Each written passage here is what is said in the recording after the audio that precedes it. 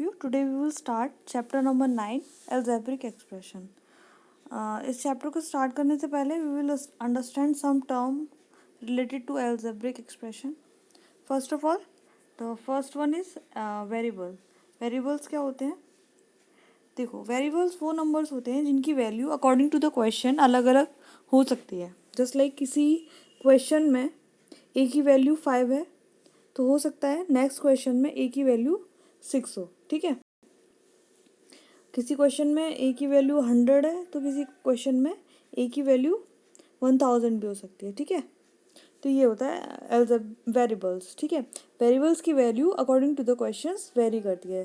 देखो मैंने यहाँ क्या लिखा है, which varies according to the question और सिचुएशन. ठीक है, क्वेश्चन और सिचुएशन के अकॉर्डिंग वेरी कर सकती है. जो भी हमारे अल्फ़ाबेट है ए बी सी, जो भी हम अज्यूम कर रहे हैं वो क्या है हमारे वेरिएबल्स. कांस्टेंट, इनकी वैल्यू हमेशा कांस्टेंट रहती है. जस्ट लाइक 100 को हम कभी भी 101 102 नहीं बोलते. हम सिर्फ 100 को, अगर हमें 100 कहीं लिखा दिखेगा that it means it represent 100. ठीक है, 100 क्वान्टिटीज़ को रिप्रेजेंट कर रहा है.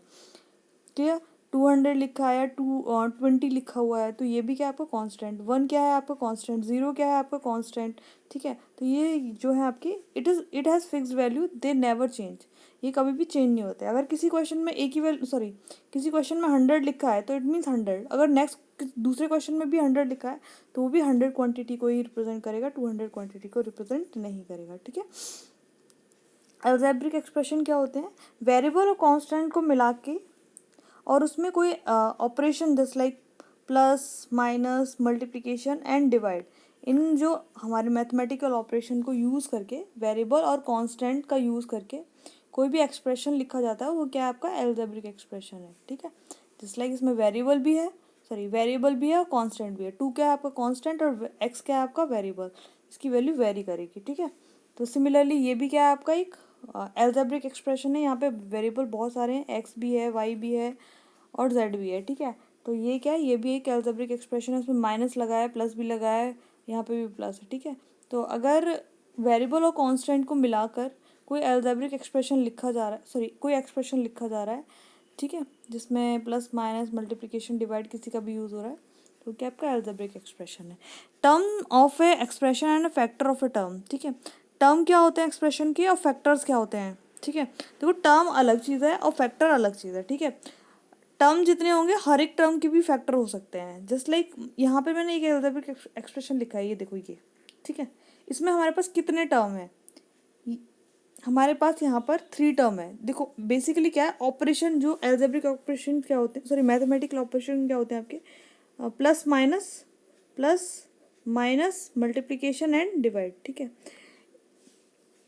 ठीक है, बेसिकली प्लस माइनस देख लो. यहाँ पर क्या देखना है हमें, प्लस और माइनस. ठीक है, प्लस और माइनस अगर हम देखें तो यहाँ पर इस अलजेब्रिक एक्सप्रेशन में 3 जगह लगा हुआ है माइनस, 2 जगह माइनस लगा हुआ है और एक जगह क्या लगा हुआ है प्लस. तो हमारे पास कितने टर्म होगा इसमें, 1 2 3. हमारे पास कितने टर्म है, 3. यहाँ पर मैंने लिखा है first second and third one. ठीक है, और हर एक टर्म की क्या है यहाँ पर फैक्टर्स, सबके अलग अलग फैक्टर्स हैं. ठीक है, मैंने तीनों टर्म को यहाँ पे लिखा. अब हर एक टर्म के फैक्टर लिखे हैं मैंने यहाँ पे.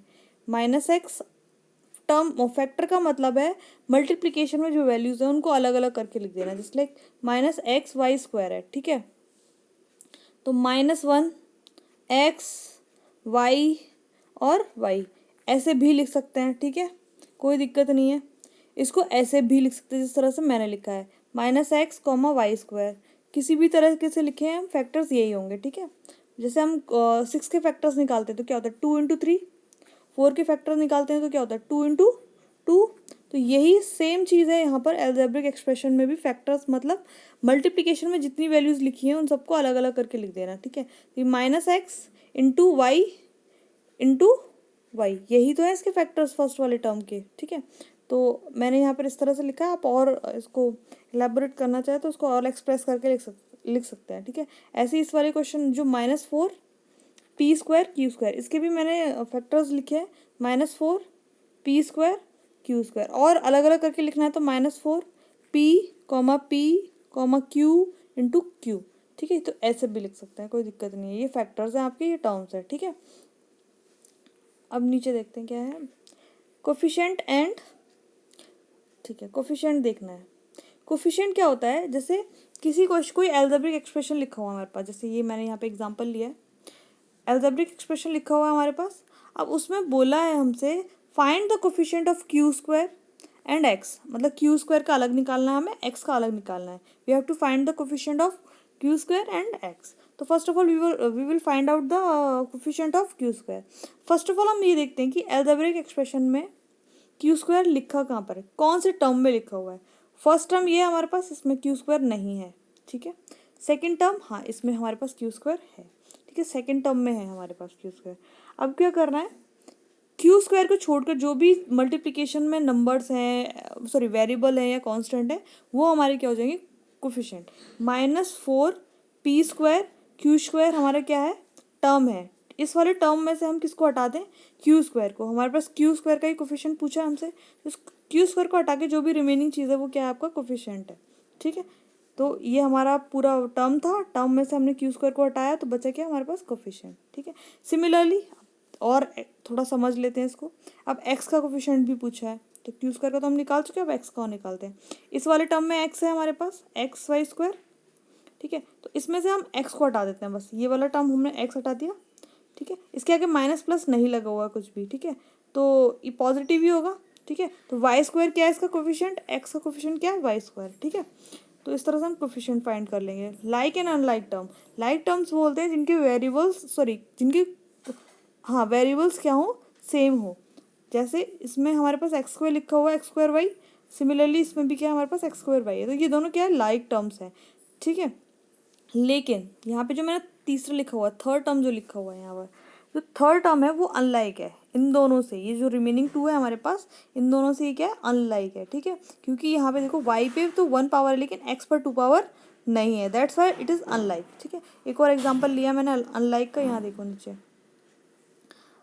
ये देखिए, इसमें ये दोनों है, इसमें पी क्यू लिखा है, इसमें पी लिखा हुआ है। अब पी क्यू नहीं आएगा जब तक इसमें ये नॉन लाइक ही रहेगा, ठीक है। अब पी तो है लेकिन क्यू नहीं है ना, पी क्यू होगा तो ये लाइक हो जाएगा, ठीक है।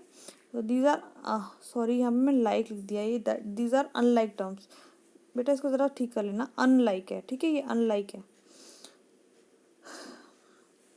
नेक्स्ट देखते हैं अभी, नेक्स्ट एक्सरसाइज है हमारी, ये सब मैं आपको एक्सप्लेन कर चुकी हूँ यहाँ पर, वेरिएबल, कांस्टेंट, एल्जेब्रिक एक्सप्रेशन, ठीक है। टर्म, वही टर्म्स बता दिया मैंने, फैक्टर्स भी बता दिया आप लोगों को, coefficient, like and unlike term. चलो let's move on the exercise. Exercise में क्वेश्चन नंबर 1 जो है, बेसिकली उसमें क्या बोला है देखते हैं। Question number, get the algebraic expression in the following cases using variable, constant and arithmetic operation, ठीक है। तो वेरिएबल का यूज़ कर सकते हैं, मतलब एक्स वाई जेड ABCD इसका यूज़ कर, कांस्टेंट यानी 1 2 3 4 5 नंबर्स का यूज़ कर सकते हैं, अर्थमेटिक ऑपरेशन यानी कि प्लस माइनस मल्टीप्लिकेशन और डिवीजन का यूज़ कर सकते हैं, और जो भी इसमें बोला गया है वो करना है हमें, मतलब वो एक्सप्रेशन लिखना है। तो पहला वाला जो क्वेश्चन है उसमें बोला है 7 times a number added to square, मतलब कोई भी नंबर अज्यूम करो, let us assume we are having a number, let number is equals to x. मान लिया कि कोई एक्स नंबर है हमारे पास, एक्स, ठीक है। अब उसमें बोला क्या, 7 टाइम कर दो इसका, 7 टाइम कर दिया, 7 टाइम नंबर एडिड टू इस स्क्वायर, और इसके स्क्वायर में ऐड कर दो, मतलब इसी नंबर का स्क्वायर, ठीक है। इस नंबर का स्क्वायर क्या होगा, x², ठीक है। तो ये क्या होगा, 7x + x², ठीक है। तो इस तरह से हम लिख लेंगे जो भी बोला है इसमें क्वेश्चन में। अभी सेकेंड वाला देखते हैं। सेकेंड वाले में बोला है हमसे product of 2 numbers added to its their difference, 2 numbers का प्रोडक्ट करो और उन दोनों के डिफरेंस में उसको क्या कर दो, ऐड कर दो। तो मान लो कि कोई 2 नंबर हमारे पास क्या है, एक a है और दूसरा क्या है, b है। एक बार क्या करना है, हम उन दोनों का प्रोडक्ट देखते हैं, तो क्या आएगा हमारे पास, a और b, और डिफरेंस क्या आएगा हमारे पास उन दोनों का, a - b। अब क्या बोला है, इन दोनों को हमें क्या कर देना है, ऐड, ये वाला और ये दोनों हमें क्या कर देना है, ऐड, यानी कि AB प्लस ए माइनस बी, ठीक है। तो ये हमारा एल्जेब्रिक एक्सप्रेशन बन जाएगा। क्लियर है? आई होप कोई दिक्कत नहीं आएगी। आप बनाने की कोशिश करेंगे लैंग्वेज समझ के तो हो जाएगा, अदरवाइज लैंग्वेज समझ नहीं आई तो ये एक्सप्रेशंस भी नहीं बनेंगे, ठीक है। और लैंग्वेज को समझना बहुत ज़रूरी है इधर, ठीक है। तो आगे भी सारे आप पढ़िएगा। क्वेश्चन नंबर 1 और 2 दोनों क्या सिमिलर है, और मैं बताऊंगी तो मैं तो सारे ही बता दूंगी आप लोगों को, लेकिन आप लोगों को ये सारे इसकी लैंग्वेज समझनी है और फिर उसके बाद उसको राइट करना है, ठीक है। Convert the following, second question number, convert the following word problem into algebraic expression. बिल्कुल सिमिलर है क्वेश्चन नंबर 2 की तरह, ठीक है। क्वेश्चन नंबर 1 की तरह। तो क्वेश्चन नंबर 1 और 2 आप लोग खुद करेंगे, ठीक है। क्वेश्चन नंबर 3 में बोला है identify the term and their factors in the following. तो आइडेंटिफाई करना है हमें इसके टर्म और फैक्टर्स को। पहले तो टर्म देखेंगे, टर्म कितने हमारे पास, पहले वाले क्वेश्चन में देखते हैं। ए वाले पार्ट में हमारे पास टर्म कितने हैं, 2, एक्स स्क्वायर और वाई, हमारे पास 2 टर्म हो गए, ठीक है। अब हर एक टर्म की क्या होंगे, फैक्टर्स। ये टर्म है हमारे, अब इसके फैक्टर देख लेते हैं। तो फैक्टर क्या होंगे, एक्स स्क्वायर के फैक्टर तो एक्स और एक्स ही होगा, ठीक है। वाई का फैक्टर ओनली वाई ही होगा, ठीक है। तो ये हमारे टर्म हो गए और ये हमारे फैक्टर हो गए, ठीक है। तो ये 3 क्वेश्चन आप करेंगे आज। Thank you students, I hope सबको समझ में आया होगा।